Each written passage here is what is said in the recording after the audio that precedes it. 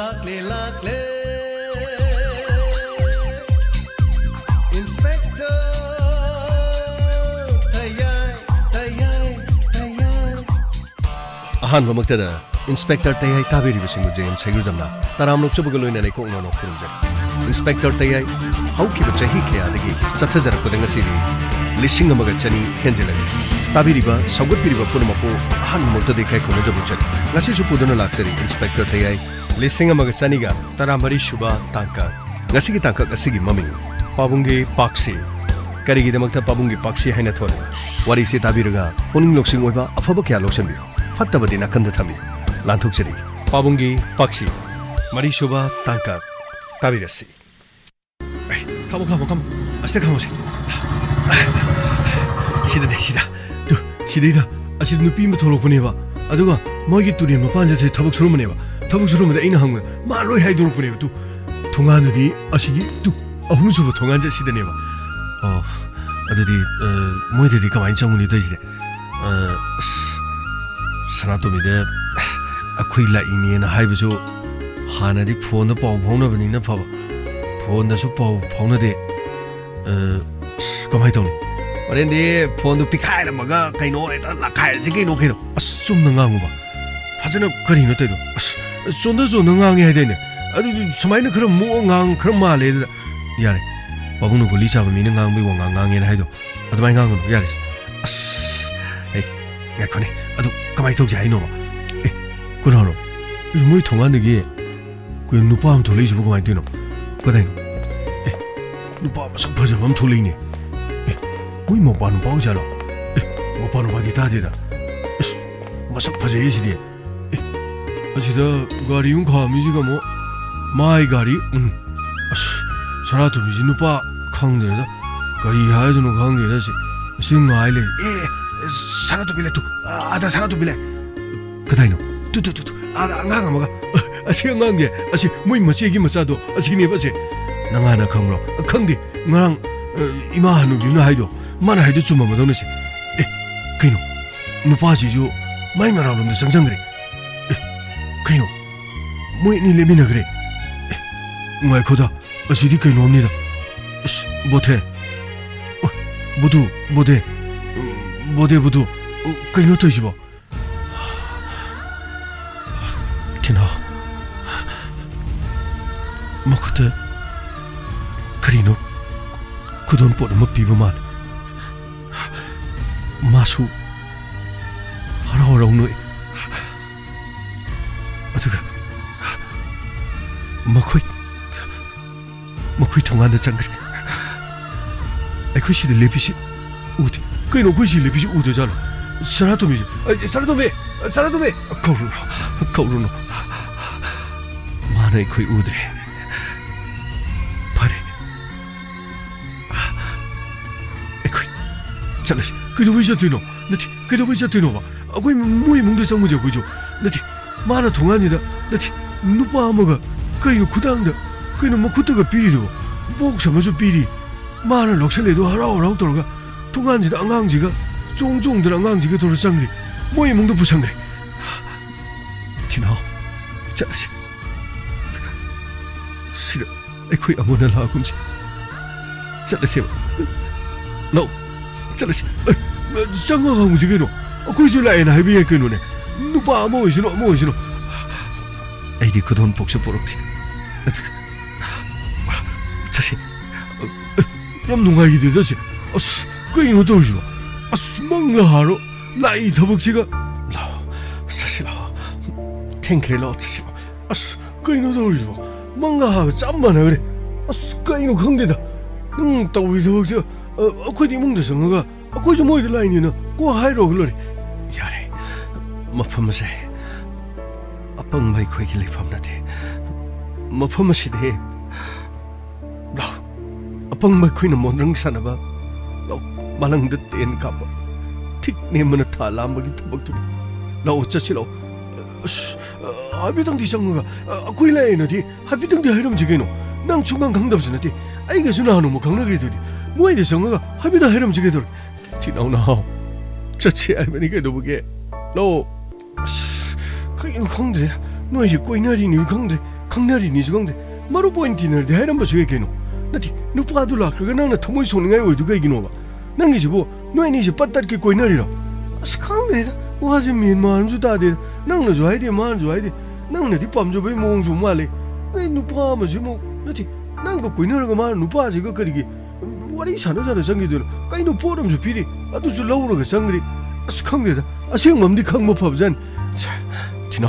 낭내 오기더라 라기 빠몽너 소능아 우리도 니 소면 나 카이라 부카이라 제 카이라 담니 하이기 누가 우리 피는데 그래 강그래 떠오르지 마마 다리 브라네 마마 다리 가이노가 치디 뭐이 빠봉시 암나 하라오 그래다 에이 하라오들이 그리는 해 가이노 인상도 아우 몸 통문을 받으려네 계지 망아 다룩 다바로 쪼우범을 떨어가 matu bukaruga kari nune hamene shima kara thaga taoruga kara ma tawsine kari nune kara aho budu chana ma tawsine moi pabung numero lam irang pariba satkriba thabak to thengnaroi su khangdi na chanu pagi mo ma tawduga na ha ma kai pangtak sutak taw leram do hanakti nupi du khangnaru budigi ne pung one on mi amana tha manga taruk tare ta sumaina on gini ga sidine aidi khangbu khangdi na chanu padugi ma tawduga ai adudani nei na harisha ishanu pagi mong honga padudani ni lebi adashi amabore ishanu pagi na ne hana gi punshi du di hongtana che hana khara pangtak sudak toromado mi mala pache masida nei na nungari she nange karit now duna hariba nupi du hore nei de pora don harim nati hana mo khoibu hei de pora don ni gan hari du kamai tori janu khangdi wania aska hai de gino da na sanu pa na mondrang pangchan da sanari moi ani nungsinabagi wari sanai su khangdi marup ne ju haigom tawi aduga mana mu mapi chadum dadana nanu makapi dunu kamai do bono khangde da moi pabu karinon he lakulain he karinon he nu bisela sala ni kaino si torsibo amuk tangai ko do moi pabu karinon ne sakki baga halai sibo tinano kam do re pong na toim sa de do po karinon he noina harishibo nati tina karinon he pong moi chongan mapa yaurakpada ngahaktang sumlepag leimi pong nupa masak phajaba ma thugle duga gari phajaba ma toruga moi chongan du lepale ngahak lega pong sanatumbi do moi gi machi gi masa du makhut sammaga makharom lambi ri sumlae duga 통가는 녹도는 코었다는 가리노 뭐이 복스 뭐가 쿠두얼가 비너가 떨어가 뭐이 이몽도 쌍그래 뻥 비범도 우르다 거의 모든 상시야들이 포 나도디 뭐래 쌍그린 해도르샤 하이 가리노 떠도르시바 아무 깝드나 떠고도 목 떠도르브라나 디나노 나디 nang mafam du khang manatro pong mafam budi khangni aidi habetong sangmuji no haibine yodo akoi bodhi na suya yadre sangni nati mine karino kudol pot pirasu haibetang yum du changmadi aidena nati nupi do khoina ne imong oina phangba phangdabasu madu de di thoidok tin he isha nupa na harau boduni maga wari sanaba imong manung du mari leina boduni leiramaga leirami kaino moi hanagi kari lohongani haiber kaino haina signe hebra maswai nupa du ori jala natraga moi imung du di karino lohong bo phobu ye thwe hebra karino ma haidene pong wari di mai na hai bine du bu kari hai du no khang de pong ai kana de se ai ye thino hojik chalu budi numi taren aduna shamai tawse hayeng do namaga toroga iga toroga ne amuk tang mafam du chana ba tawse pong moi imung da direct ai moi imung du direct natrasu lekai ge han hanu bi ma lei haido nang magi thonga du khangi haidene karino hando mutang unaraga ne karino khana na ba tawse imung da sangren tawse wa mata ngangoro sidagi di mapi chadum dana leigrani ni tawse pong yani da pong nungsi ma changna sakbobu haina ba daine wari da radio lila da tumna ba haksang chak tok chunati thamoi manung da kitang shok chalaga thamani leiraga pong adum phajagi ni da pong yengu tawsing ne nan ngangi du karino ne tumbak nan ngangi do agoi di pong ngori ne hey na khoi ni na karino masih game sana dan adum masih deh yum degi mapan thok thagi lera maka kari no handa ke matang tor sei ai wakal ta drin hei ai chalo namana bi manak se den nimdo chalo ore ne yum daga du kari no phone tor hagi noi ni ngasi le minar bar kanum to ko phata nung daga thok no pi masa sina kari no mirai re gan tawdan hore ne phe nagar ma khurei ge yan chan na ka tor ngak ta go hoksal ga tor kan ai hing to moi dor bini ko pong yani ai adum haijagi ai noi sha da ne noi ima dare pabung dare ai phone to ki ngahatang magi manak ta janga gane chalo amuto le chalo amuto chalo hoi pong chalo ne amuto chalo ne moi babu ma kari no ne hari ji ba chakhi ba ga par ba le ya du ni ne dia mai da ai khoi na khalli siga ai mi hana lohung na bangang na re do adu gi nu pa ma sha do ra mai natra gi cham na khang na ba maru ma pa la po ra ma shu ye na na cha no pa sin kai no ngahak tang changa ga ma su la adi ma su sang ba ye kari no maramam di shoi le ram ga ni ne thok pani da taw do ri se ai wai ge imong manung da ne khudai gu ma kari gu ma thori thorang ga khari yu ai ni yam na pa khali ko ma shi de na ma khak da ne na taw ga ne tum ham sa phang khang oi do ri adu kai no moi pa mo hayeng han mo una ba chat ka ni na hari du bu chat pa tare da na kari no hang ma tare imong manung do da ta chena lu hong ba gi du lem na khra bra ai khoi na mu pharak ta phujal lu do saru pu di kari no imong manung do ka su isam cham na khang na ra su yai da na ai khoi ni mo oi ba oi da ba ai khoi na phang da ba hai ba di tongan ba ma ni da na hoi moi pa bung adu mai na ra ke no tor si ai chalo na sa no pa se kup na ne sam da shenong chalo kari no taw do ri la se do khre da tor si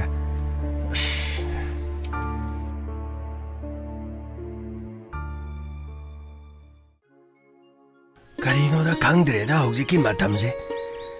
awa ba se pangwa da wai nungai ba na pangnung da nungai wa da na lai da ba mi sing a sin na ne pangwa de wa ba awa ba gi mathak ta wa ba pi ri ba he bhagavan nang gi ne apa ma ning go si kari no khang dre tai bong ma pu nang na pa mi sin na kari no Allah Jesus nang na taw ri sin na kari no ishor di mayam lai hai na khoi ama na udra so ama na kok u ba ya ri wa ni mi mama sin na ma si de cancer na ba ni chum hen jale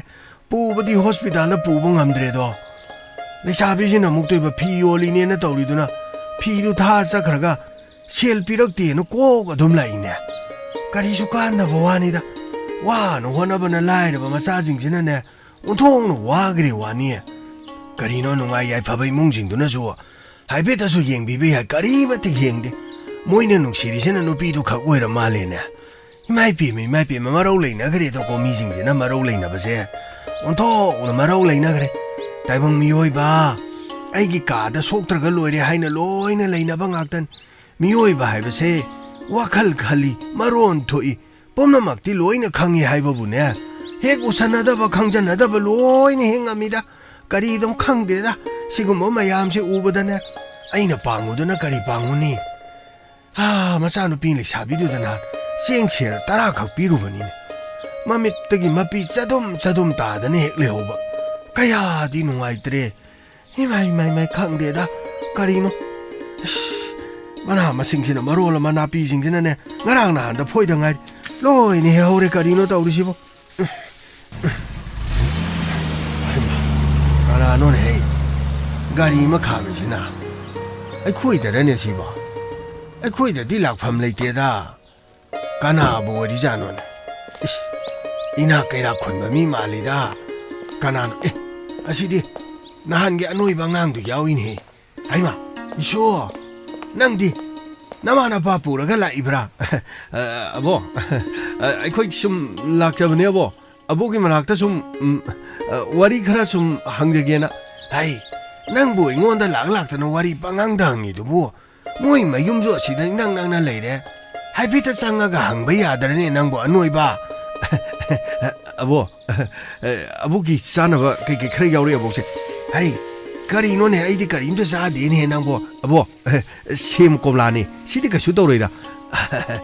na pa ya ni ma sa kari no ne si bo ai sina nang gi apo pi ra shum do ni che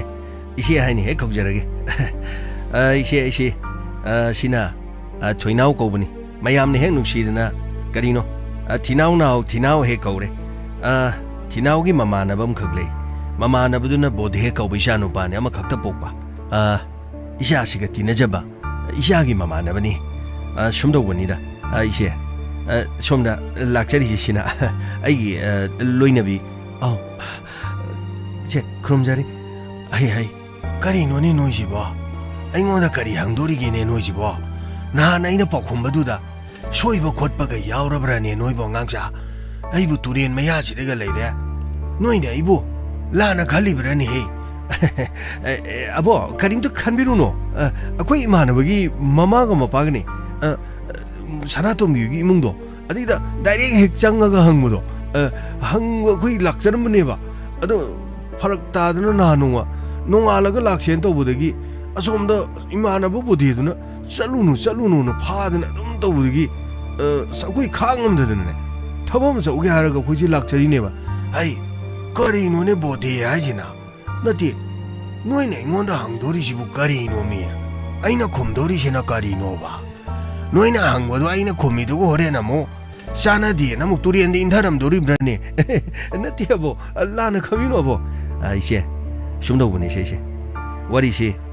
시델레리바시 티나오기 마기 마마나바 보디 하이드나 이기 짜누 파말레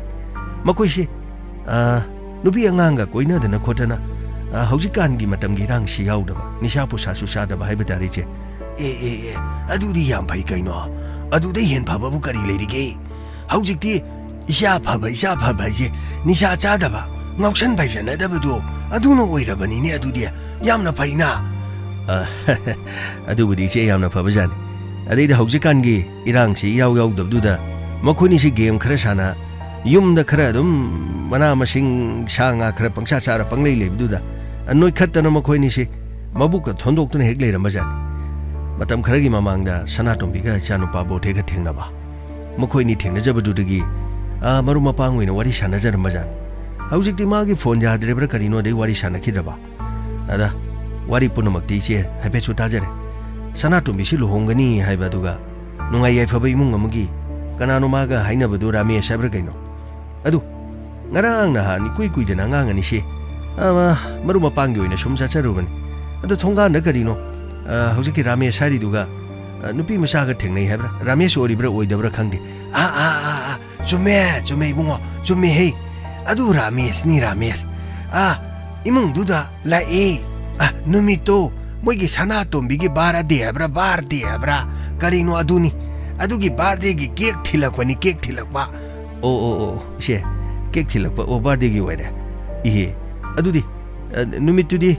bodhega thinauga di pong akhoi sukang khangdi pong adudi mano bodhena khangdongni si pura buduni ma adu khangmadi akhoi hey adugi wari ga ma karimda sharamo adug mat ithagi rang du karimda leramo donan hoi pong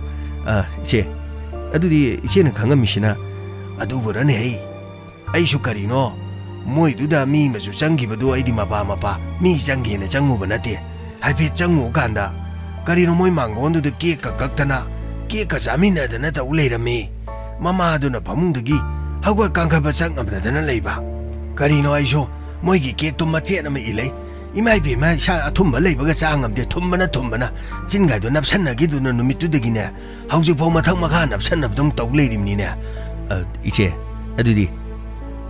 makhoi luhongba yekthue habra karino iche na haibduga hai numit aduda changakpadudagi karino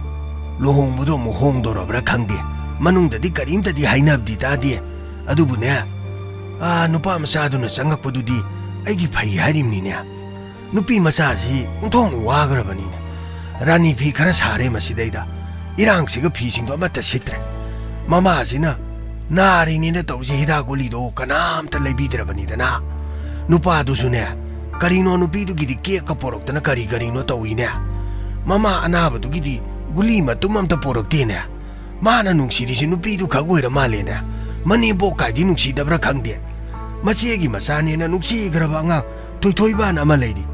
adigi machegi masa anama 11 kai habra 12 kai habra kaino boarding da leidana phiga do tha magi lupa lising manga taruk thari banida maduda nateda machena thamama machado 12 phaudang di karino tawba na masidaida mayunga palaroi angang du graduation tamandori bani habra karino adigi di thoi ba du school ka bagi karigi yam honari bonida 양 와는 호나 그러봐 예행어가 남바 나티에다 이봉어 아시되기네 난게 토이누 어두나네 이제 토이누 하리시나 아이 이봉어 토이누 하리세 난게 샤나또 미기 마마 아두니네 이제 하이비오 이제 가리노 강데 모이게 호지간기 캔서다 세케니 스티에자 잡라카이노 히다굴리 가르자라 바니 떠부도 아무도다 좀 떠우드는 레이리시니네 아이디네 뭐코이기 마로 마싱가네 아마따 레이타바두다네 인콘 마짜두다 nga이바두가 아이나 하이 ngam드라바이 와니 아이디 인콘도수 꼭 연토가 마두두나네 마마도 라이행아가 마마도 파라디 안강징시가 하이 가리노 떠러가네 마짜누비두노 마욤 빤그라디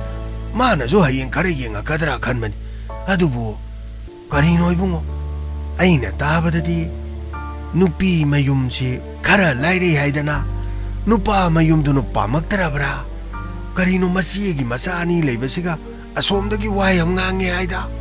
가리노 강드레다 아두가 이나 몽가이디 한닥 이나우나우나 끼에까 뿌라가 라이도 로홍도로브라 목수 강데다 이붕어 이씨 밭케드레다 사나또 미기네 마기 마시에도 뱀뱀도 눅시그라바 안강 아니시 뿌라가네 캔서르 파이에나 마뿌로이버도나 단톡비락바데기 욤마시다 라이행바 닝티농아이나 ngam다드나 눅시나네 마사니주 훈토오마가 시그리바니네 이붕어 이제 시기 와리시디 하이 마두다 나티네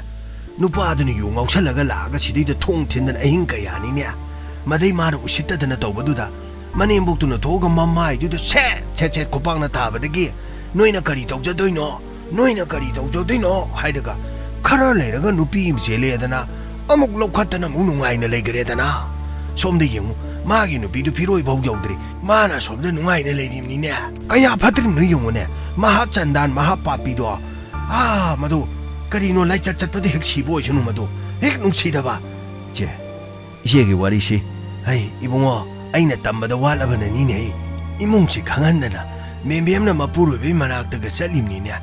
미마토 동안나 락바야바나 테 마뿌로이 락라브니나 당가당가다나 옌자라가 마나 하나뚜나 옌다나 솜다 노비티다나 레이리바니네 빅리바 마사 아니시키 가림다 칸바나 테나 ngasi 바보 락티다나 레샤비 마사시니 영어 마시다이다 아힝 돔드레 ngak leirga kon sarani koka ngak leirga murani phi sarani londana masida hing tumdana leiriba mama sinane hing na hedana leiriba ni ne bungo shegi wari she nopana ngasi wafam kharadang haijagi kari none nang na haige hari boy bungo she shumdobone aigi chanu pase angangi sajat amada leiramadagi sanato mini chaba wakhan tahanmani maduda nati 이샤노바나 목시 시델레리브 테나우 파버 셈도이면 이제 미오이버는 미오이버게 대막타 마땡 방방 ngam들디 이제 미오이버 오르버게 아르타 카림타 레이티 하이나리버니체 노파 셀 파이저바 미야마니 하이버게 와 카림타 레이제티 이마이파나 khara wata padana thamjaram madudagi chawthongna basum honajaraga 이제 tamna sum honajarakpan 이샤시나 마탄자 차바도 로이벙가 머르도버 란통 khara leije 이제 aina karigumba sanato migi mungda aina pakshi matang piba matamda ishanu pagi khudong chaba lawgadawribani na khangadawribra natraga ishanu pa pangtak sutak toba pangaba ishanu pagi makhoi ne ishanu pagi mamau oiningi haidana makhoi mamai thupna ba makhoi bu lang thaklibani haina khangadawribra ishena lekai sida leibibani na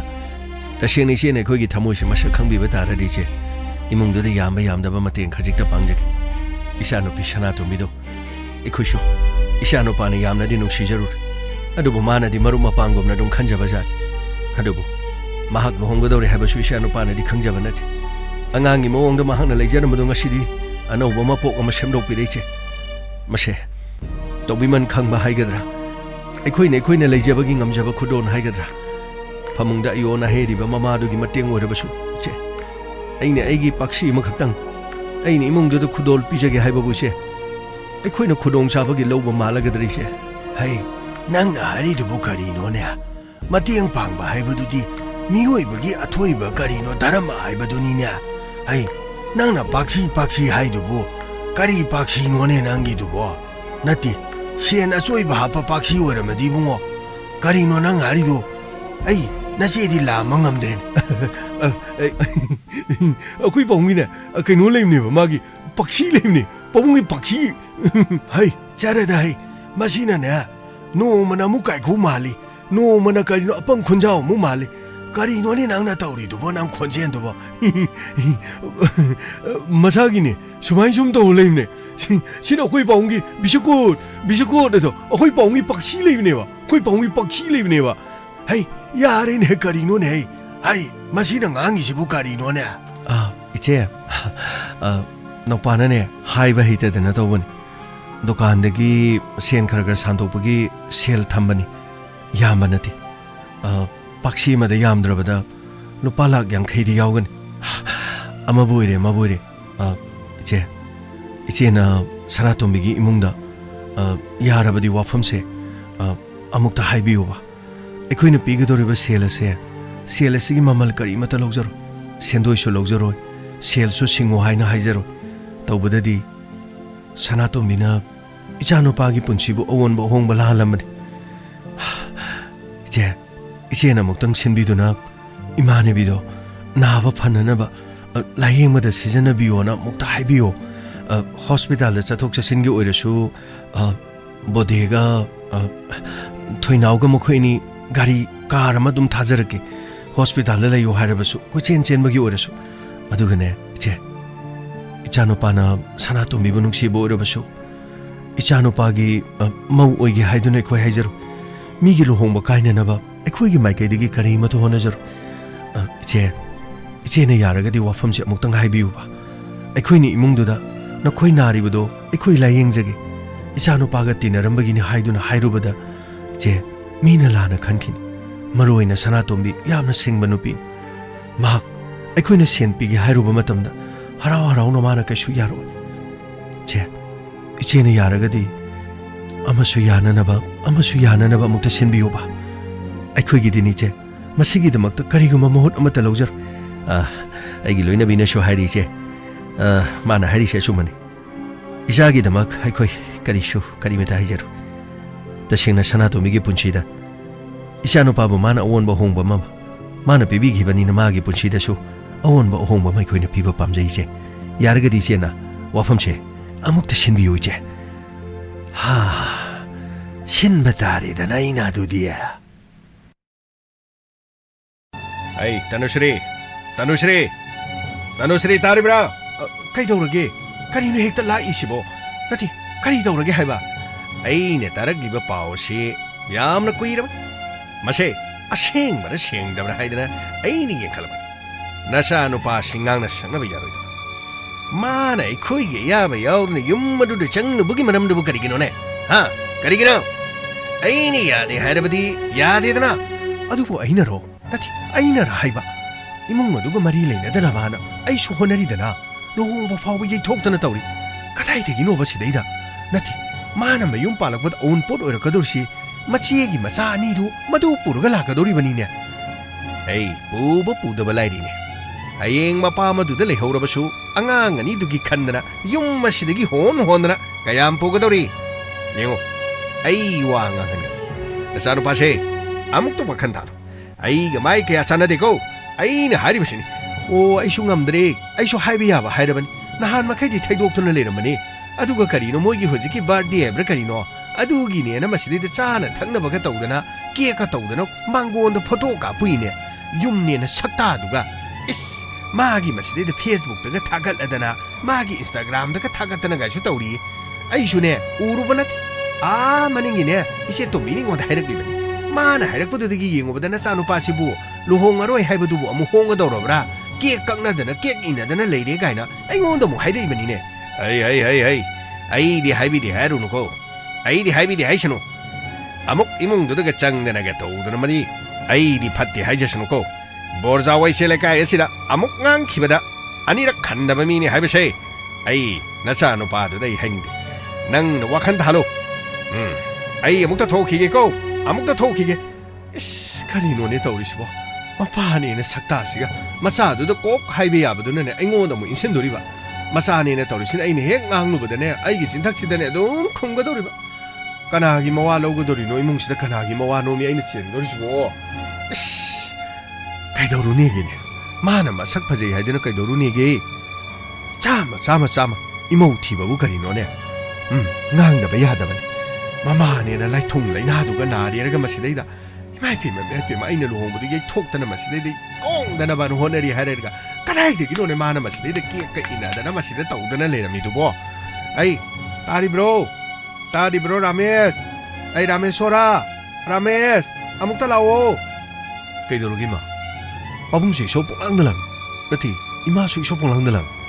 ꯌꯨꯝ ꯑꯁꯤꯗ ꯉꯥꯏꯍꯥꯛꯇ ꯏꯪꯅ ꯇꯞꯅ ꯉꯥꯡꯅꯕ ꯍꯥꯏꯕꯁꯤꯕꯨ ꯀꯔꯤꯃꯠꯇ ꯌꯥꯗ꯭ꯔꯕ꯭ꯔോ ꯏꯁ ꯀꯩꯍꯥꯗ ꯈꯣꯡꯒꯨꯟ ꯇꯥꯔꯤꯕꯅꯣꯅꯦ ꯑꯣ ꯏꯆꯥ ꯔꯥꯃꯦꯁꯣꯔꯥ ꯏꯃꯥ ꯑꯩꯁꯨ ꯆꯠꯇ ꯌꯥꯗꯅ ꯆꯠꯂꯤꯅꯤ ꯃꯤꯒꯤ ꯃꯄꯣꯛ ꯅꯨꯃꯤꯠꯅꯤ ꯃꯄꯣꯛ ꯅꯨꯃꯤꯠꯇ ꯑꯩꯅ ꯈꯪꯅ ꯆꯠꯂꯨꯗ꯭ꯔꯕꯗꯤ ꯃꯤꯅ ꯀꯔꯤ ꯍꯥꯏꯒꯗꯧꯔꯤꯒꯦ 이마 아이슈 이마 호이니 야데 하바데기 폰도 파고 와리 사나드라바니 이마 아이슈 미호이바니 타모이도 파우키바 눅시바디 한동간진 야다바니 이마 코이나 하이바기 아이슈 땅아이파드나 이마가 와리 파고 사나드라바니 이스 오 이붕어 라메소라우 लीला 드라마 필름도 보네 타모이기 말이두디 얌나 제사나바니 예행이바 미나 따리바 미나 우리바 미나네 히로가 헤로인거디 얌 퉁나하닝바니 얌 퉁나하닝바 아두보네 히로가 헤로인가네 퉁나람바디기네 퉁나람다네 헤나 파바수네 아두구마 필름수 레바니니 봉어 아두구마수 카레 예응오네 시 나 코이나 칼리바두디네 마두디네 시 찜반 퉁도 코히 때이라바 마뚱드네 찐두드네 톰밍의 마능두다 헤이 아툼바 빡링에두다 ngang 와 까위네 하이앵네 타모이두다 투먹드라바 마탐 마이통도 투모오이네 셀 레럭드라바 마탐나 카리 tꯧ도리게 아와 아나나 꼭자우비 까라까나 삭 파자바도 예응아가 북탄거드로 아 아무도 해우네 삭 파자바 삭도 예응아가 또라가 짜바 야가드라네 라메소라 아두비마 이마 호이나 파메시 카리 ꯑꯩꯈꯣꯏꯅ ꯄꯥꯝꯕꯗꯤꯅꯦ ꯑꯩꯈꯣꯏꯅ ꯑꯗꯨꯝ ꯁꯤꯜꯂꯛꯀꯅꯤ ꯅꯪꯅꯅꯦ ꯀꯔꯤꯁꯨ ꯅꯪꯅ ꯋꯥꯕꯤꯌꯣꯗꯦ ꯅꯪ ꯂꯨꯍꯣꯡꯒꯗꯧꯔꯦ ꯅꯪꯅ ꯂꯨꯄꯥ ꯑꯃ ꯄꯨꯊꯣꯛꯀꯗꯧꯔꯤꯕ꯭ꯔꯣ ꯍꯥ ꯅꯪꯒꯤꯗꯃꯛꯇꯅꯤꯅꯦ ꯑꯩꯈꯣꯏꯅ ꯍꯣꯠꯅꯔꯤꯕ ꯃꯌꯥꯝ ꯑꯁꯦ ꯅꯪꯅ ꯅꯨꯡꯉꯥꯏ ꯌꯥꯏꯐꯅ ꯂꯩꯍꯧꯕ ꯅꯪꯅꯅꯦ ꯅꯣꯛꯐꯦꯠ ꯇꯧꯔꯒꯅꯦ ꯏꯃꯨꯡ ꯑꯁꯤꯗ ꯂꯩꯍꯧꯕꯗꯨꯅꯤ ꯏꯃꯥꯒ ꯄꯥꯕꯨꯡꯒꯅ ꯄꯥꯝꯃꯤꯁꯤ ꯅꯄꯥꯕꯨꯡꯁꯤ ꯅꯥꯇꯣꯡ ꯁꯨꯛ ꯆꯥꯎꯈ꯭ꯔꯦ ꯅꯪꯅ ꯀꯔꯤꯒꯤꯅꯣ ꯍꯥꯏꯕꯅꯤ ꯃꯈꯣꯏ ꯏꯃꯨꯡꯗꯨ ꯆꯠꯇꯅ ꯅꯪꯅ ꯀꯦꯛꯀ ꯀꯛꯇꯅ ꯅꯪꯅ ꯇꯧꯔꯤꯗꯨꯕꯨ ꯀꯔꯤꯅꯣ ꯍꯥꯏꯕꯅꯤꯅꯦ ꯅꯠꯇꯦ ꯅꯪ ꯃꯃꯥ ꯑꯅꯥꯕꯤꯗꯨ ꯂꯥꯌꯦꯡꯉꯒꯦ ꯍꯥꯏꯕ꯭ꯔꯣ ꯍꯥ ꯀꯦꯟꯁꯔ ꯅꯥꯗꯅ ꯄꯠꯇꯅ ꯂꯩꯔꯤꯕꯗꯨ ꯅꯪ ꯐꯃꯨꯡꯗꯩ ꯆꯤꯡꯊꯣꯛꯑꯒ ꯂꯥꯌꯦꯡꯒꯦ ꯍꯥꯏꯔꯤꯕ꯭ꯔꯣ ꯏꯃꯥ ꯑꯩꯁꯨ ꯇꯉꯥꯏꯐꯗꯕꯒꯤ ꯆꯠꯂꯨꯕꯅꯤ ꯍꯥꯏꯔꯦꯗꯅ ꯏꯃꯥ ꯃꯤꯅꯨꯡꯁꯤ ꯆꯥꯎꯈ꯭ꯔꯦꯗꯀꯣ ꯑꯣꯟꯊꯣꯛꯅ ꯃꯤꯅꯨꯡꯁꯤ ꯆꯥꯎꯈ꯭ꯔꯦꯗꯀꯣ ꯏꯆꯥꯗꯤ ꯏꯁ ꯑꯩꯅ ꯀꯔꯤ ꯏꯁꯣꯔ ꯅꯤꯡꯉꯨꯕꯒꯤ ꯀꯔꯝꯕ ꯏꯁꯣꯔꯅ ꯑꯩꯉꯣꯟꯗ ꯀꯔꯤ ꯃꯍꯩ ꯄꯤꯔꯛꯈ꯭ꯔꯕꯅꯣ ꯈꯪꯗꯦꯅꯦ ꯑꯩ ꯅꯪꯕꯨ ꯁꯛꯇ ꯆꯨꯗ ꯀꯔꯤ ꯋꯥꯠꯀꯦ ꯍꯥ ꯀꯔꯤ ꯋꯥꯠꯀꯦꯕ ꯏꯃꯥꯅ ꯍꯥꯏꯔꯤꯕꯁꯦ ꯑꯩꯅ ꯂꯣꯏꯅ ꯁꯤꯟꯒꯅꯤ ꯑꯩꯅ ꯐꯅꯕ ꯂꯣꯏꯅ ꯁꯤꯟꯒꯅꯤ ꯊꯥꯡꯉꯩ ꯁꯦꯡꯅꯅꯦ ꯏꯃꯨꯡ ꯑꯗꯨꯗꯅꯦ ꯑꯩꯈꯣꯏꯅ ꯃꯨꯟꯅ ꯈꯟꯕ ꯃꯇꯝꯗ ꯃꯃꯥ ꯑꯅꯥꯕꯗꯨꯗꯤ ꯀꯣꯛ ꯁꯤꯈ꯭ꯔꯒꯅꯦ ꯀꯣꯟꯅꯅꯦ ꯑꯗꯨꯝ ꯂꯣꯏꯖꯈ꯭ꯔꯅꯤ ꯈꯟꯕ ꯌꯥꯏꯗꯣ ꯍꯧꯖꯤꯛ ꯑꯣꯏꯒꯗꯧꯔꯤꯕꯁꯤ ꯀꯔꯤꯅꯣ ꯑꯉꯥꯡ ꯑꯅꯤ ꯂꯩꯍꯧꯔꯤ ꯑꯉꯥꯡ ꯑꯅꯤꯗꯨ ꯀꯅꯥꯅ ꯌꯣꯛꯀꯗꯧꯔꯤꯒꯦ ꯍꯥ ꯁꯤꯗꯒꯤꯗꯤ ꯃꯃꯥꯗꯣ ꯁꯤꯈ꯭ꯔꯦꯅ ꯈꯜꯂꯣ ꯑꯉꯥꯡ ꯑꯅꯤꯗꯨ ꯀꯅꯥꯅ ꯌꯣꯛꯀꯗꯧꯔꯤ ꯑꯩꯈꯣꯏꯅ ꯑꯩꯈꯣꯏꯒꯤ ꯀꯥ ꯑꯁꯤꯗ ꯑꯩꯈꯣꯏꯒꯤ ꯌꯨꯝ ꯑꯁꯤꯗ ꯂꯩꯇ꯭ꯔꯕꯁꯨ ꯑꯉꯥꯡꯁꯤꯡ ꯑꯗꯨ ꯕꯣꯔꯗꯤꯡꯗ ꯊꯝꯈ꯭ꯔꯦꯅ ꯈꯜꯂꯣ ꯑꯉꯥꯡꯁꯤꯡ ꯑꯗꯨꯒꯤ ꯕꯣꯔꯗꯤꯡ ꯐꯤꯁꯨ ꯀꯅꯥꯅ ꯄꯤꯗꯣꯔꯤꯒꯦ ꯍꯥ ꯀꯅꯥꯅ ꯄꯤꯗꯣꯔꯤꯒꯦꯕ ꯑꯩꯅ ꯄꯤꯗ꯭ꯔꯦ ꯈꯜꯂꯣ ꯅꯣꯏ ꯄꯥꯕꯨꯡꯅ ꯄꯤꯗ꯭ꯔꯦ ꯈꯜꯂꯣ ꯀꯅꯥꯅ ꯄꯤꯗꯣꯔꯤ ꯅꯪꯅ ꯄꯤꯕ ꯇꯥꯕ ꯅꯪꯅ ꯍꯣꯠꯅꯒꯗꯧꯔꯤꯗꯣ ꯅꯃꯤꯠꯇ ꯅꯆꯥ ꯎꯗ꯭ꯔꯤꯉꯩꯗꯒꯤ ꯅꯪ ꯅꯆꯥ ꯑꯅꯤꯒꯤ ꯅꯪ ꯚꯥꯔꯗꯨ ꯄꯨꯒꯗꯧꯔꯤꯕꯅꯤꯅꯦ ꯈꯟꯗꯅ ꯌꯦꯡꯉꯨꯅꯦ ꯅꯪꯕꯣ ꯍꯩ ꯄꯨꯟꯁꯤ ꯍꯥꯏꯕꯁꯦ ꯌꯥꯝꯅ ꯂꯨꯈ꯭ꯔꯕꯅꯤꯅꯦ ꯑꯩꯒꯤ ꯇꯥꯅ ꯇꯥꯏꯕꯪ ꯄꯥꯟ ꯑꯁꯤꯗ ꯃꯤꯁꯤꯡ ꯑꯁꯤꯅ ꯀꯔꯛ ꯃꯤꯒꯤ ꯃꯌꯥꯗꯒꯤ ꯀꯣꯠꯇꯅ ꯆꯥꯅꯔꯕ ꯃꯇꯝ ꯑꯁꯤꯗ ꯅꯈꯣꯏꯅ ꯃꯤꯒꯤ ꯀꯌꯥꯝ ꯀꯨꯏꯅ ꯌꯦꯡꯒꯗꯧꯔꯤꯒꯦ ꯍꯥ ꯀꯌꯥꯝ ꯀꯨꯏꯅ ꯌꯦꯡꯒꯗꯧꯔꯤꯒꯦ ꯃꯗꯨ ꯄꯨꯝꯅꯃꯛꯇꯣ ꯂꯣꯏꯅ ꯎꯗꯅ ꯅꯄꯥꯕꯨꯡꯒ ꯑꯩꯒꯅꯅꯦ ꯋꯥꯔꯦꯞꯅꯔꯤꯕꯅꯤ ꯃꯁꯤꯒꯤ ꯋꯥꯔꯦꯞꯅꯁꯤꯗ ꯅꯪꯅꯅꯦ ꯑꯩꯈꯣꯏꯒꯤꯅ ꯌꯦꯠꯅꯕ ꯅꯪꯅ ꯀꯩꯁꯨ ꯍꯣꯠꯅꯔꯛꯀꯅꯨ ꯑꯩꯈꯣꯏꯅ ꯐꯅꯅꯕꯅꯦ ꯑꯗꯨꯝ ꯁꯤꯜꯂꯛꯀꯅꯤ ꯑꯗꯨꯒꯅꯦ ꯑꯩꯕꯨ ꯍꯥꯏꯌꯨ ꯍꯥꯏꯔꯕꯗꯤ ꯑꯃꯨꯛ ꯍꯟꯅ ꯏꯃꯨꯡ ꯑꯗꯨꯗ ꯆꯪꯕ ꯌꯥꯔꯣꯏ ꯑꯗꯨꯒꯅꯦ ꯋꯥꯁꯤ ꯃꯈꯥ ꯌꯥꯝꯅ ꯇꯥꯅꯒꯨꯝꯁꯤ ꯋꯥ ꯃꯈꯥ ꯌꯥꯝꯅ ꯇꯥꯅꯒꯗꯕ ꯑꯣꯏꯔꯕꯗꯤꯅꯦ ꯑꯩ ꯌꯥꯝꯅ ꯋꯥ ꯀꯥꯏꯅꯔꯛꯀꯅꯤ ꯋꯥ ꯌꯥꯝꯅ ꯀꯥꯏꯅꯔꯛꯀꯅꯤꯀꯣ 이마는 하리버도 거리노 하이 아이네 하리버시 와니네 능 아코이네 하리버시 인다바 야다바니네 이마 아이 사나도 미능시 거리노네 하리시모 사이드기 강이 뭐와치 로이네 독토가 사나도 미능시 하리네 능 사나도 미드고 너 코이니 걱레라게 해브로 하너 코이니 걱레로라게 해브로 괜찮나봐 이몽도 야옹이라가 낭고 레이라게 하리버더니 낭보 하 거리노네 라면 소라 낭나 또리시보 하 거리노 하이바니네 이마 미호이바는 미호이바기 아와바다 샤룩 야방 엄드라바 미호이바 모이나 미호이바기 아와바다 쿠당 빠이드는 와리바 미두고 찡컷방 엄드라바디 마 미호이루바기 까리까나루니 마 로레드나 라미 소라 낭기 볼랩 도레드나 하 낭기 볼랩 도레드나 इलेक्शन कुइदरे नंग भोट लेपतोरे ने हे भोट लेपोरो ने हंदक तिने इंडिपेंडेंट लोय काने हैबनी अतै दिने मत कारो हैबनी इंडिपेंडेंट भोट लेपो नंग ने मोइगे लेकाई गे मोइगे केंद्र दु सिंगबदु दु भोट लेपो ने नंग हा मदगी दि पुनमक तो खोमजलो लोइना मयाम लेता लाइरे मदु मयाम तो खोमजलग नंग मदगी दने होम म सारग फाम म तोरग नंग नुंगाइना लेरो ने नंग हा नंग नबुक तो पाइद्रग नबुक तो याउद्रग नंग यादोरि ब्रो नंग बो इमा सरा तो मिसु कृष्ण नुगाइरा मोय आइसु इमा खोइना हाइबे इनबगी वानी इमा सरा तो मिसु आइबु वारौरिबन मखुत पाइबा फोन फावबा लोइना थुगाइ किदुन फोन फावबा पाइद्रे इस फोन ग थुगाइरि बोइरे ओ नंगना चलुरिबसिदि फोन थुगाइबगी फोन लेबिबा चलुरिब्रो नति फोन पिरामा ब्रो पिरामदि मा आइदि फोन लेते हाइबा युमदा चलुरकान्दा इन खंगमन हे रामेश्वरा वायाम नंगनगुमसि वायाम नंगनगुमसि को नापाबुंगदो युमसिदगिने मै हौदनने मनातोन छुक चारो पोम चखरिबनि आइन हारिबसिनि इमुंग अदुदा मोहन चरपियार नंगी दमक्ता फनना बाय खोइना दम सिनगनि नंग तुंगी खलो हारिबसिनि ai khoina ne makhoi gi mi ani hum thak pa ngamoi ne khangabra hei aina haribu si luko hei matung da ne noi ke ke ina bagi da photo ga da thagal yam thono kak thono nangi phone da yar do yam thono kak thono hari si story sungune changgre ne torse ei rameshwara pasi yongune ma pha ne tori ba sakta ji ga pasi dagi imung du da chatana khangi da na imung du yongna na ba hona ba taban pau yon ki ba taban पामी पामदे हाइबदु खंगन बतारे दना कनानो लाइजा करी खाम करी हे कइनो तैदुबो बोथे साथुमे खोइनी line खोइ लाक्चरी करिनो खुत्ता पारिदो खोइ पोंगी पक्षी नि खोइ पोंगी पक्षी बोथे नंगमुक हानगी अंगांग मचागी मोंगदमुक हंजलब्रो सरातुमे आई सिने नुंगाइ अंगांग ओइबगी मोंगदा आई सि लैबसे सिने नुंगाइ सिदि इथंता दुम लैबंगमे आइगा तिनाउगा खोइनि खक्तंग लैबंगमे सिदि खरामदगी वखन खंदबंगमे नंगना ताकपदगी आई यावना सेमदोबने अदुबो नंगदी फोन जो तौरक्ति आइगा तिननिंग्द्र माल अदो आई नंग लैथ्रिङैदा युमदा लाअमबने नंग कैथेनदा चखि हाइ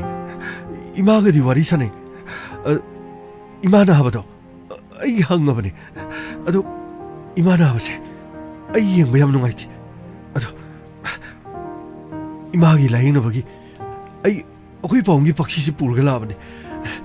से अमता लौसलो कइनो बोथे कइनो नंगना तोइसिबो हा नथि करिनो बनंगना तोइसिबो सरादोमे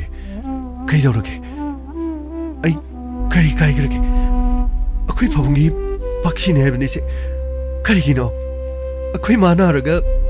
नोइ पाबुंगी पक्षी पुरगा लाइबो करिगिनो नंगोदा कनाना पक्षी पुरगा लो हाइगे अखोइ मुंग लैते अखोइ लाइरिये अखोइ चिंग फोबो चानिंगा लैते अदु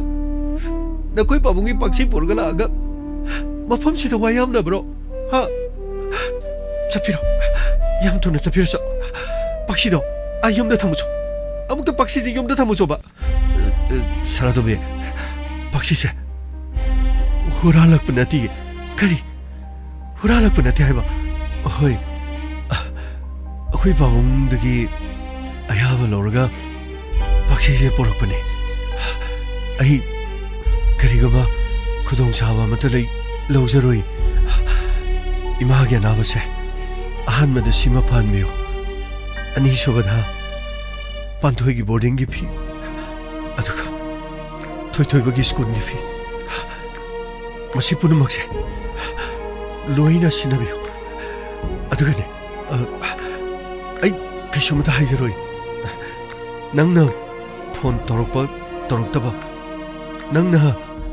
अइंगोंदा कौरक्तबा युम असिदा इमा खोइ पांथोइ खोइ थोइथोइबा खोइगा मोइगा लोइनाबा तिनबा अदुगे अयाबा तंगदि अइंगोंदा पिबियो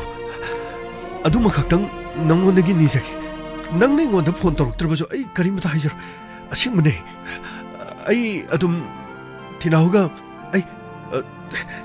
ꯄꯥꯟꯊꯣꯏꯒ ꯊꯣꯏꯊꯣꯏꯕꯒ ꯃꯣꯏꯒ ꯑꯗꯨꯝ ꯁꯥꯟꯅꯔꯒ ꯑꯗꯨꯝ ꯂꯩꯖꯍꯧꯒꯦ ꯑꯩ ꯀꯔꯤꯝꯇ ꯍꯥꯏꯖꯔꯣꯏ ꯅꯪꯉꯣꯟꯗꯁꯨ ꯐꯣꯟ ꯇꯧꯔꯛꯏ ꯇꯧꯔꯣꯏ ꯑꯩ ꯀꯔꯤꯃꯇ ꯍꯥꯏꯖꯔꯣꯏ ꯅꯪꯒꯤ ꯕꯥꯔꯗꯦ ꯅꯨꯃꯤꯠꯁꯨ ꯑꯩꯗꯤ ꯕꯥꯔꯗꯦꯅꯤ ꯈꯪꯗꯦ ꯑꯩꯈꯣꯏꯒꯤ ꯊꯣꯡꯒꯥꯟꯗ ꯂꯥꯛꯑꯦ ꯑꯗꯨꯒ ꯅꯪꯒꯤ ꯕꯣꯔꯣ ꯑꯣꯏꯒꯗꯧꯔꯤꯕ ꯔꯥꯃꯦꯁ ꯍꯥꯏꯕꯗꯣ ꯅꯈꯣꯏꯅꯤ ꯄꯣꯠ ꯄꯤꯅꯕꯗꯨꯁꯨ ꯑꯩ ꯎꯏ ꯍꯥꯏꯕ ꯅꯪ ꯎꯏ ꯍꯥꯏꯕ ꯑꯩꯒ ꯊꯤꯅꯥꯎꯒ ꯅꯣꯏꯒꯤ ꯊꯣꯡꯒꯥꯟꯗꯒꯤ ꯂꯩ ꯑꯗ ꯅꯣꯏ ꯑꯅꯤ ꯄꯣꯠ ꯄꯤꯅꯕꯗꯨꯗ ꯑꯩꯈꯣꯏ ꯑꯅꯤ ꯌꯥꯎꯔꯗꯤ ꯅꯨꯡꯉꯥꯏꯔꯔꯣꯏꯅ ꯑꯩꯈꯣꯏ ꯑꯗꯨꯝ ꯆꯠꯂꯕꯅꯦ ꯑꯗꯨ ꯅꯨꯃꯤꯠꯇꯣ ꯑꯩꯗꯤ ꯅꯪꯒꯤ ꯕꯥꯔꯗꯦꯅꯤ ꯈꯪꯗꯦꯕ ꯀꯣꯟꯅ ꯋꯥꯐꯝꯁꯦ ꯑꯩꯈꯣꯏ ꯄꯥꯎꯡꯒ ꯊꯤꯅꯥꯎꯒ ꯅꯣꯏꯒꯤ ꯑꯁꯤꯗ ꯂꯥꯛꯑꯝꯃꯤ ꯃꯣꯏꯅ ꯁꯤꯗ ꯑꯕꯣꯛ ꯏꯃꯥ ꯑꯃ ꯂꯩꯕꯗꯣ ꯃꯥꯅ ꯇꯝꯕꯗꯒꯤ ꯈꯪꯕꯅꯤ ꯑꯗꯣ ꯁꯤ ꯂꯧꯁꯜꯂꯣꯕ ꯁꯤ ꯑꯩꯈꯣꯏ ꯄꯥꯎꯡꯒꯤ ꯄꯥꯛꯁꯤꯅꯤꯁꯦ ꯁꯤ ꯂꯧꯁꯜꯂꯣꯕ ꯌꯥꯔꯦ ꯅꯪꯅ ꯏꯃꯨꯡ ꯑꯁꯤꯒꯤ ꯑꯋꯥꯕ ꯈꯪꯕꯤꯕꯗꯣ ꯑꯩ ꯄꯦꯜꯂꯦ ꯁꯤ ꯄꯥꯛꯁꯤꯁꯦ ꯄꯥꯏꯁꯜꯂꯨꯕꯗꯤ ꯄꯥꯛꯁꯤꯁꯦ ꯄꯨꯔꯣ ꯑꯩ ꯄꯥꯛꯁꯤꯁꯦ ꯂꯧꯔꯣꯏ ꯄꯥꯛꯁꯤꯁꯦ ꯑꯩꯅꯁꯨ ꯃꯄꯣꯛ ꯑꯁꯤꯒꯤ ꯑꯩꯅ ꯁꯤꯡꯕ ꯉꯝꯂꯣꯏ ꯑꯩꯅ ꯉꯝꯖꯕꯅ ꯑꯗꯨꯝ ꯍꯣꯠꯅꯒꯅꯤ ꯑꯩꯅ ꯉꯝꯗꯕꯗꯅꯦ ꯑꯗꯨꯃꯛ ꯂꯣꯏꯈꯤꯒꯦꯁꯅꯨ ꯑꯩ ꯃꯗꯨꯗ ꯀꯔꯤꯃꯠꯇ ꯋꯥꯔꯧꯕ ꯂꯩꯇꯦ ꯑꯩꯒꯤ ꯏꯔꯥꯏꯕꯛ ꯑꯩꯒꯤ ꯄꯨꯟꯁꯤꯗ ꯇꯝꯂꯝꯂꯕꯅꯤ ꯅꯪꯅ ꯏꯃꯨꯡ ꯑꯁꯤꯗ ꯑꯩ ꯂꯩꯇ꯭ꯔꯤꯉꯩꯗ ꯏꯃꯥꯒ ꯎꯅꯔꯝꯕ ꯑꯗꯨꯒ ꯊꯣꯏꯊꯣꯏꯕꯒ ꯎꯅꯔꯝꯕ ꯑꯩꯗꯤ ꯀꯔꯤꯃꯠꯇ ꯈꯪꯍꯧꯗ꯭ꯔꯦ ꯏꯃꯥꯅꯁꯨ ꯑꯩꯉꯣꯟꯗ ꯇꯝꯗꯦ ꯑꯗꯨꯕꯨꯗꯤ ꯆꯨꯝꯃꯤ ꯏꯃꯥꯗ ꯑꯩꯅ ꯅꯣꯡꯃꯇ ꯅꯪꯒꯤ ꯋꯥꯔꯤ ꯁꯥꯈꯤꯗꯦ ꯑꯗꯨꯕꯨ ꯅꯪꯒꯤ ꯃꯤꯅꯨꯡꯁꯤ ꯑꯁꯤꯒꯤꯗꯃꯛꯇ ꯊꯥꯒꯠꯆꯔꯤ ꯁꯦꯕꯣꯇꯦ ꯄꯥꯛꯁꯤꯁꯦ ꯄꯨꯔꯣ ꯌꯨꯝꯗ ꯆꯠꯂꯣ ꯍꯩ ꯑꯃꯨꯛꯇ ꯉꯥꯏꯈꯣꯅꯦ ꯄꯨꯝꯅꯃꯛꯁꯤ ꯂꯣꯏꯅ ꯑꯐꯕ ꯍꯥꯏꯕꯗꯨ ꯑꯣꯏꯅꯕꯅꯤꯅꯦ ꯑꯩ ꯅꯈꯣꯏ ꯏꯃꯨꯡꯒꯤ ꯑꯋꯥꯕꯗ ꯃꯇꯦꯡ ꯄꯥꯡꯉꯤꯗꯨ ꯅꯪꯕు ꯏꯪꯕ꯭ꯔꯥ ꯁꯥꯕ꯭ꯔꯥ ꯌꯦꯡꯉꯨꯅꯦ ꯃꯤꯅ ꯉꯥꯡꯉꯤꯗꯨ ꯇꯥꯎꯅꯦ ꯅꯪꯕꯣ ꯑꯕꯣ ꯍꯩ ꯄꯨꯝꯅꯃꯛꯁꯦ ꯌꯦꯡꯉꯨ ꯁꯤꯗ ꯂꯥꯛꯏꯁꯤ ꯌꯦꯡꯉꯨꯁꯦ ꯏꯕꯨꯡꯉꯣ ꯑꯩꯈꯣꯏꯁꯤ ꯏꯕꯦꯝꯃ ꯑꯩꯈꯣꯏ ꯂꯥꯛꯏꯁꯤ ꯀꯅꯥ 이베마 에이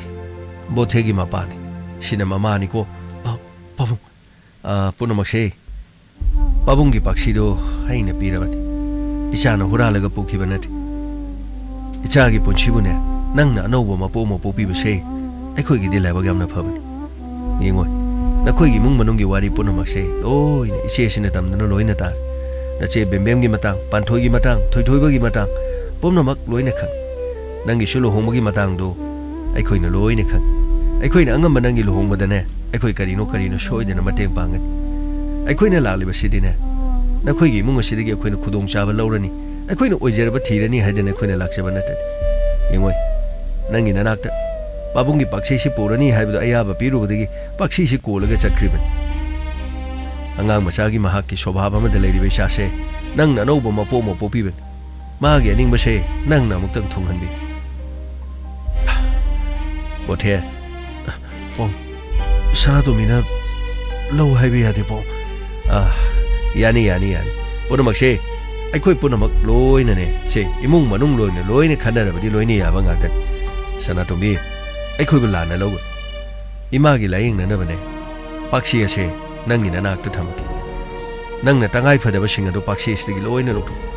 konadra ba sune nang na aikoi de kari ma to koi nang gi imung ase gi ne awa ba da aikoi na saru khajik tang ya ba gi ne madu gi tanjaro aikoi de pibi angang masagi shobhapta leiram la baisa asibu nang na amu hanane anau bo punsigi yening amu holan bi base masidigi henba leit mahak masidigi hana gi phibam da hanjan gi harabasu hanjalasun mana ning base amuk tang di thung hanjai na khoi digi ne mana kari mata haige da banate haidana mana so haijare dana amore paksi se si lupa lak yang khayo kono makse nang ni yamali harabasu nang na ne mafam jaba ma da nang na thamna bagi khudong sabado babung na loina sindo tangai phadaba singado nang ni ima gi laying na bagi damak yamna yang na han hon aduga ngang ani dugi mahi tamagi da ma hoju hoju pandanu leiriba singado nang na loina sindo aikhoi na ne nang gi imungi thabak thorum singda nakhoi gi tawada ba singda khoina khabai khara karim da sagada ba leit nang gi ima gi chathok sasing hospital da gari thauba puwa yengoi sida leiriba thinaujiga adugane bothega mokhoi ni na dum chenjajani nangna mokhoi bune marup amane na khalaga amuk tangdi mokhoi gi ningba semukta thunghaluni Sanatombi pam sel siamni amale adugi mathakta aina sel si kaidongai da singba ngam pam khoina nungsiba minungsi utpiriba sigidamukta di thagachari pam sel asidi aina singba kaidonungda Sanatombi sel asi singna na banati tangai fedrabadi nangi luhong khongdong magi thabak thorom singda su loina sijana bayan wala basune napana soidana loina pigen nangna ne amukta di bothe bune nangna hanagumna marup amagumna amukta loina bi masi khaktan nangi luhongba nangi yum panbagi lambidane karishu ayekpa pihalo mase napa aigi lengdraba wasak wari asigi makha hayeng amuk tavirasi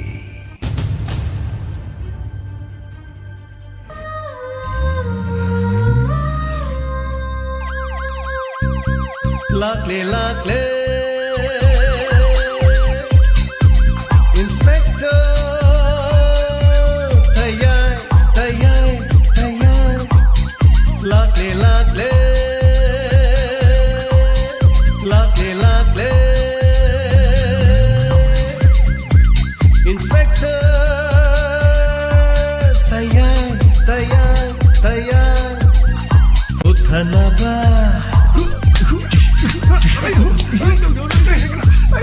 Kanbinaba. Thank you, sir. Welcome. Uthanaba. Kanbinaba. Inspector. Tayay, tayay, tayay. Lakle, lakle.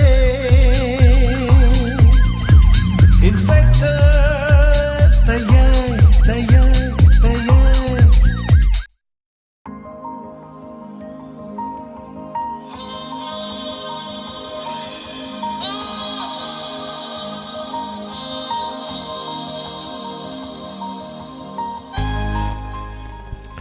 Anana thagachari ngasigi wari kamdo wibage asigi wari da episode lising hamaga chani ga taraga mari soba tangkak da papungi paksi mari soba tangkak ayeng wari sigi makata minasi wari si khajik tang sangki ba tangkak koi bana nongma nongma gi ju sanajari ba tangkak si minute yami ha betare minute nifuga manga nifu taret phawa dum sangi yankai maya ha betare thagachari anana chida thokpa yaba oiba yaba ha betare Mayamgi wakhanda kari fawiriba comment tentakna khara pajagi hana hana agachari yawiriba sing 90.0 wahong radio da tabiriba sing punama pusu agachari wangan tongan ba medium da sanduk chariba sri yangbiriba sing tabiriba sing hana hana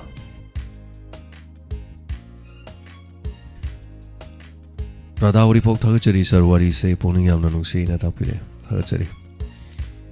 mayam wari sanabaju yam yauri wari sanabadi pajararo aduga thagachari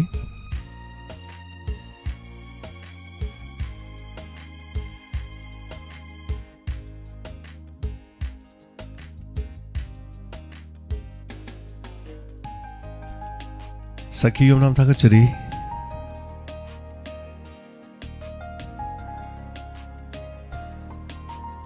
Bayam Nasir thagachari wari fazai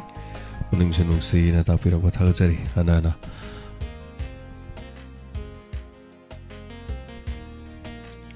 Manitombi asem thagachari Inspector Tayay kasi pabunggi paksi nungai na tapira pa Sabir thagachari Hobson thagachari aduga Irom Saitabati thagachari ana Bimola lima thagachari wari nungai Sarji Hanubi man sab male Hanubi mana hono da khanau di sire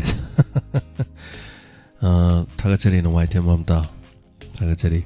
ko di morning oi jedri to moram ni so the morning oi biramani adu wari makha korang ngai jari tapire thagachari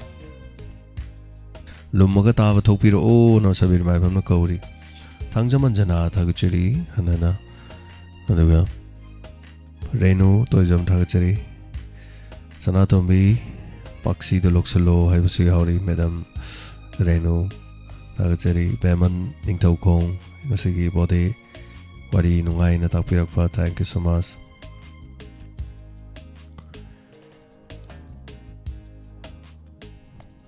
Thagachari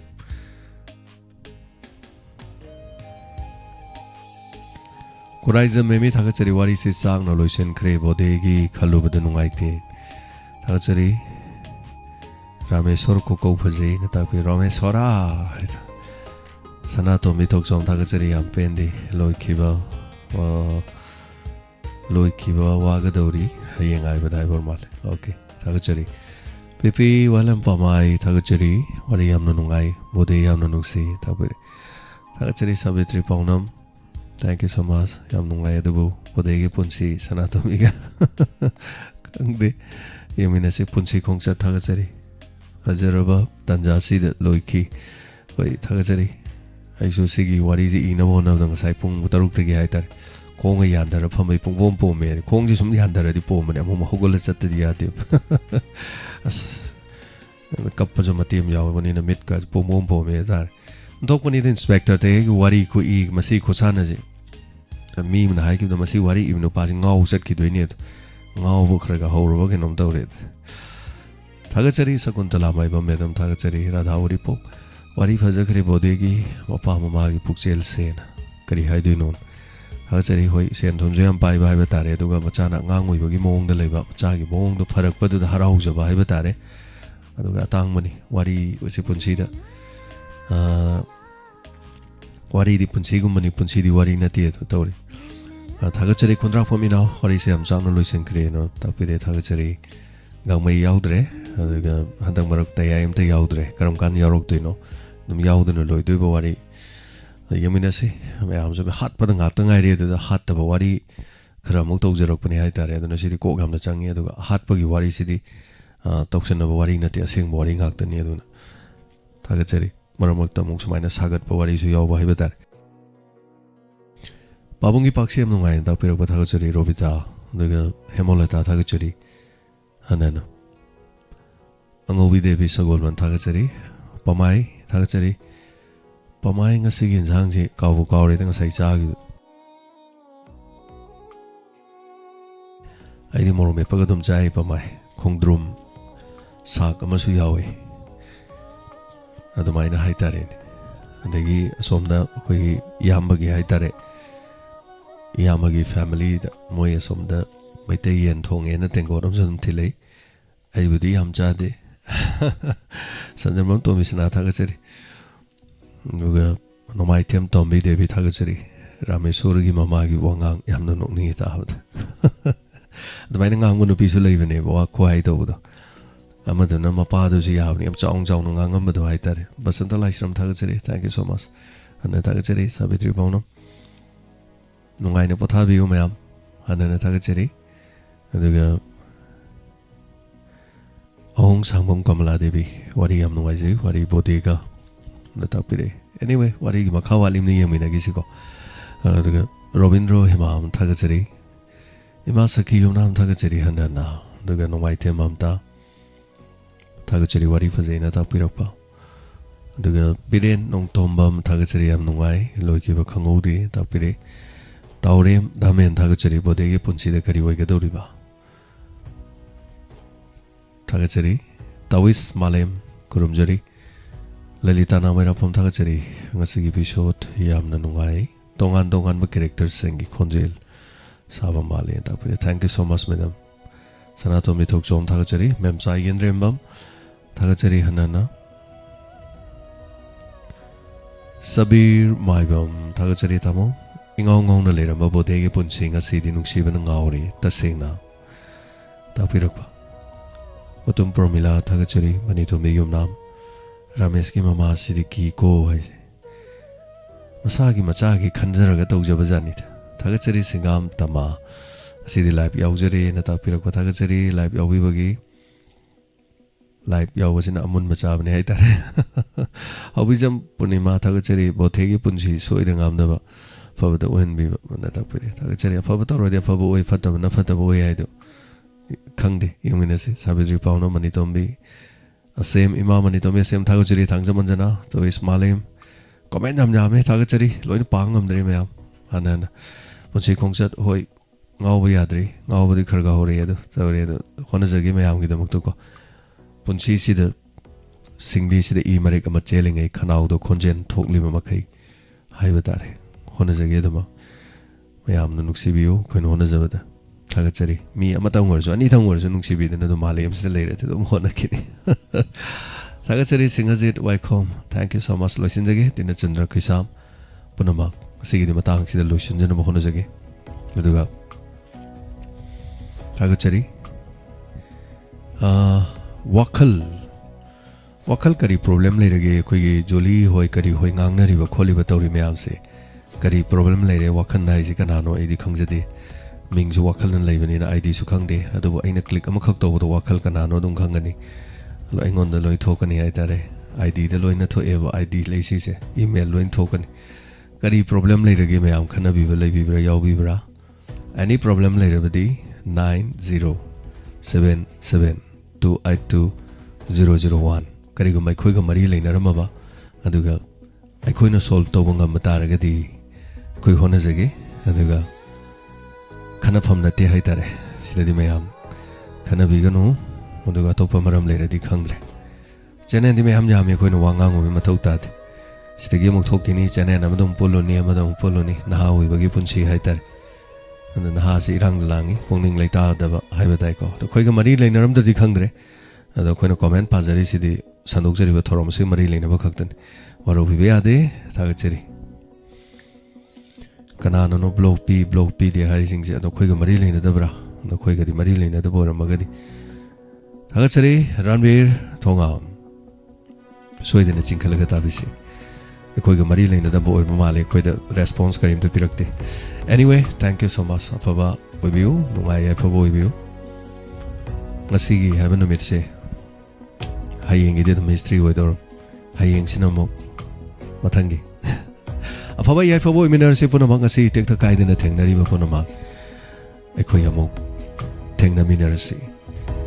ꯃꯇꯝ ꯄꯨꯝꯅꯃꯛꯇ ꯁꯅꯥ ꯂꯩꯄꯥꯛ ꯏꯃꯥ ꯀꯪꯂꯩꯄꯥꯛꯅ ꯌꯥꯏꯐꯕ ꯑꯐꯕ ꯑꯣꯏꯔꯁꯅꯨ ꯌꯥꯏꯐꯔꯤ ꯄꯨꯝꯅꯃꯛꯄꯨ ꯈꯨꯔꯨꯝꯖꯔꯤ